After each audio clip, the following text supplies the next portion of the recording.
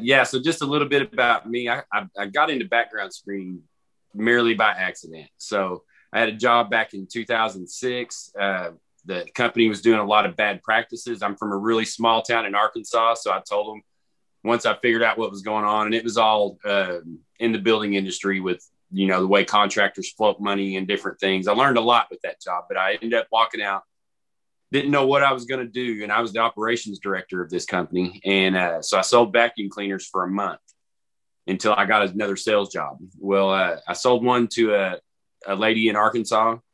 Didn't think anything else about it. I sold 11 of them that month, and it cost $2,500. I broke all their records. But this lady bought one and then called me in 2008 and said, "Hey, I remember you sold me a vacuum. I'm looking for a salesman right now. Would you want to help me grow this company?" And at that point in time, they were doing about $20,000 a month. And when I left, we were doing right about $300,000 a month. So for a small company, I just hit the ground running, associations, cold calls, everything I could do to grow that company, and did really well with it. And so when COVID hit, I'd really been looking for an exit strategy and thought I'll jump out there and start my own company at this point. I know what I'm doing.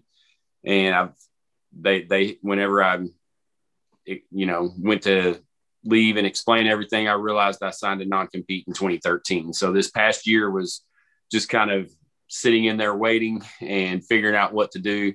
And so that's where the videos came in. So I've always done videos and loved it. And so that business is growing too, doing the real estate listings and the virtual walkthroughs.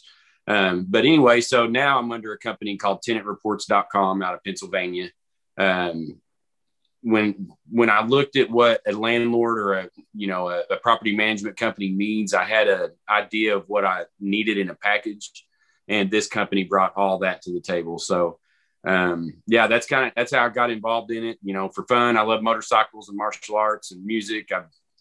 I dabble in a lot of things, but background checks is about the only thing I've mastered so far. So Jason, tell us what you look for. What makes a good tenant, a bad tenant? What are the red flags?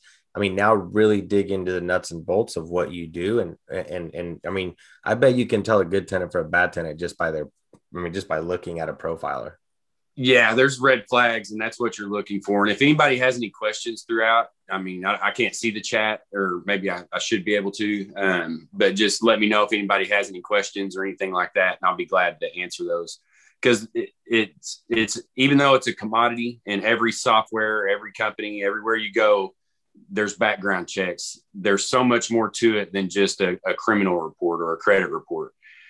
So let's start with the credit report. So the credit report, of course, is their financials. So what you're looking for on there is a good credit score is always great, but what if that credit score is in the middle area or hinging on being bad, and you're trying to figure out, should I place this tenant or not? The trade lines, which not all landlords will get those, but if you can pay extra to have your site visited, your office or your house, to get the full credit report, those trade lines are what's going to help you determine, is this person working on their credit now, or do they just not pay anybody? Because that credit score may be on the rise, and they've been paying their bills on time, trying to fix that and get everything on track. And you don't want to miss out on a good renter just because it's in that middle ground where it could just be medical bills or student loans that's dragging it down. And also on credit, a lot of people think that if the person doesn't have a social security number or things like that, people coming from out of the country, they may have a TIN number, or they may have been here long enough that they have enough identifiers that credit report still will pop and will come up. But there's so much more that goes into it. So then you get into the criminal side of things. And on a criminal report, most people don't know that that's only pulled by name and date of birth. So you want to always look at those and make sure that the person you're pulling is your applicant. HUD also, along with the credit score and the criminal report, they want you to try to place people. They want you to have blanket policies that say, we don't rent to anybody below 50 or that has criminal history. If you have criteria that you're giving your potential renters, your applicants, you want that to say, credit score may be grounds for denial. Criminal history is looked at on a case-by-case basis, may be grounds for denial. So that lets them know that, look, I'm looking at the whole picture. If somebody got arrested 12 years ago, don't hold that against them now. Yes. So it's a blanket. HUD doesn't want those blanket policies. They want to see you try to place that renter. Did I lose you again, Felipe? Nope, you're good. Okay. They don't want you to have blanket policies that say don't rent below 650 or we don't rent to anyone with criminal history. And there's a lot of reasons for that. I don't know if anybody here is familiar with disparate impact, but try to place your applicants. Even if they want you to look at the crime, look at where the property is at and located and all of that good stuff. Obviously, no one wants to place a sex offender, but there are crimes that, if somebody got pulled over 8 years ago and has a marijuana charge, but they haven't been in trouble since, probably wouldn't hold it against that renter. The other things in a full background check report, what you're looking for is going to be the credit, the criminal, and the third is the eviction. So evictions are one of those things that if a renter has been through the eviction process, then they know that process as good as you do as a landlord. So they've got Google, they've got everything they need to be able to combat the eviction, squat at the property as long as possible. So if you can search for prior evictions, then that's going to be a huge help in being able to see patterns on these applicants. So you've got your credit report, your criminal report, your eviction report. The next things are the current and prior landlord. And some companies like ours do these. We call it the full verification, but if you're doing them on your own, you always want to make sure and call the current landlord and then call the prior landlord, just in case you get two different stories. So the first one may be trying to get rid of them. The second one lays it all out, or you may get consistent stories. The best is going to be the best renter you've ever had. I know at one of the houses we lived in Arkansas, the people next door had rented for 8 years and were moving in. I told them, you guys are hard to replace. They took care of the property like it was theirs. And so, yeah, you want to see those patterns. You're looking for any red flags as far as criminal activity, domestic activity, anything like that. As far as I know, I've even seen we've seen it all over the years as far as renters coming in, gutting the whole house and making a grow house out of it, or having a meth lab in there.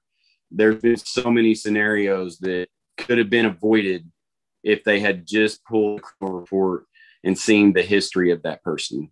But yeah, so the current landlord, the prior landlord, you always want to include those. And then the employment verification. And I'm not sure how you guys are doing your employment verifications, but that's where we see the most fraud, are people giving numbers to people who are setting up fake emails that look like their company, and they will give you the best review you've ever heard, and it's all bogus. So one of the things that I do, whatever they give you, always look that up on the internet just to make sure that you do have the right number for the company. And sometimes I'll even Google the director's name or whoever they give me for the name to make sure that they're giving me the right person. And that's the thing about it with applicants. When they're trying to get the keys to those properties, they're going to lie. They're going to say whatever they need to do to get a roof over their family's head.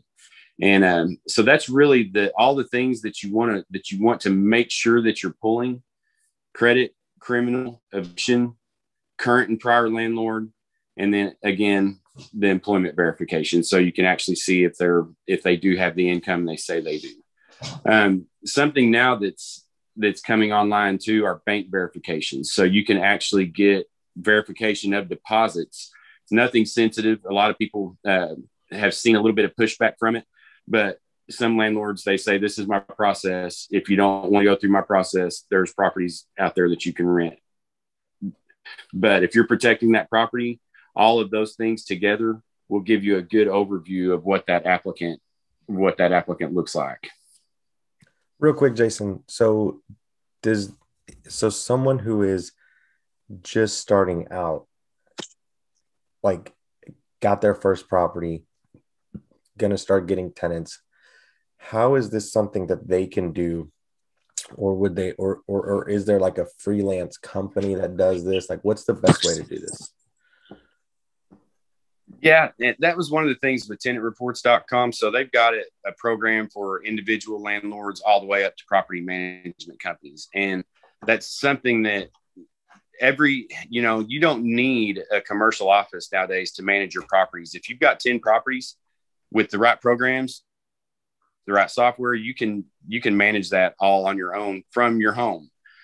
So yeah, most softwares will incorporate the credit, criminal, and eviction. All the major ones, they don't want to miss out on that. Sometimes that background check is an afterthought.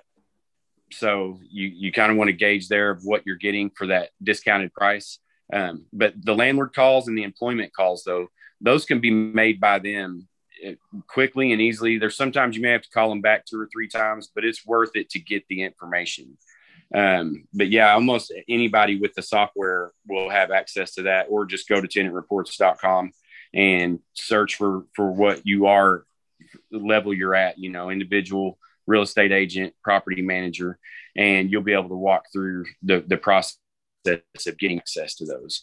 The full verification is a product that I had helped them set up that does offer the calls as far as the landlord, the employer, all of that stuff. So if anybody wants access to that, just shoot me a DM or shoot me an email at jason@tenantreports.com.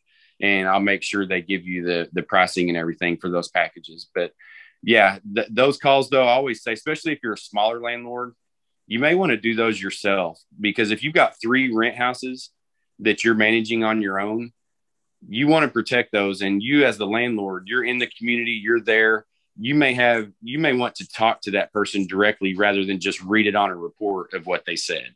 You can gauge a lot by talking to a person and their tone and who they are, and making sure that you're talking to the right people. But I always encourage people to make those calls. If it's not overwhelming for your schedule, then make those calls and do your due diligence there. It'll be the difference of protecting your property or letting somebody slide by when all it took was a phone call to get the real information.